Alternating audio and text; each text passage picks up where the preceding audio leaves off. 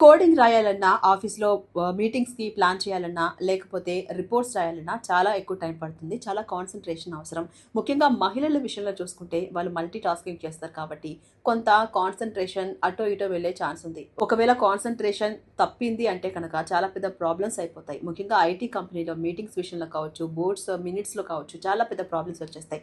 So మహిళలందరికీ ముఖ్యంగా health experts ఒక టెక్నిక్ చెప్తున్నారు. ఈ టెక్నిక్ యూజ్ చేస్తే మీకు కాన్సంట్రేషన్ ఏ మాత్రం పక్కకి వెళ్ళదు, స్ట్రెస్ ఫ్రీ అవుతారు అని చెప్తున్నారు. ఇవాళ మనం ఆ టెక్నిక్ గురించి తెలుసుకుందాం. ఆ టెక్నిక్ ఏంటో కాదు, యానిమేడోరో టెక్నిక్.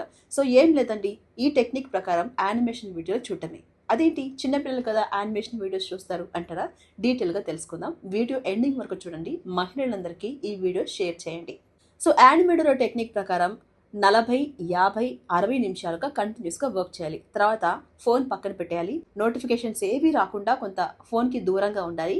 20 మినిట్స్ టైం ఫిక్స్ చేసుకోవాలి. ఈ 20 మినిట్స్‌లో మీకు నచ్చిన కామెడీ సీరీస్ కావచ్చు, లేకపోతే యానిమేషన్ వీడియోస్ కావచ్చు చూడాలి.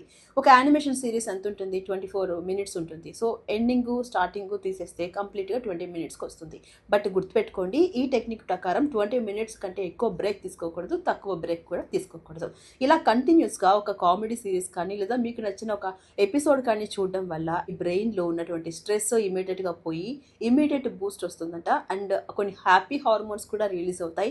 మీరు అనుకున్న పనిని కాన్సన్ట్రేట్ చేయడానికి ఇది చాలా యూజ్ అవుతుంది. సో హెల్త్ ఎక్స్పర్ట్స్ చెప్తున్నటువంటి ఈ టెక్నిక్‌ని ఫాలో అవ్వండి.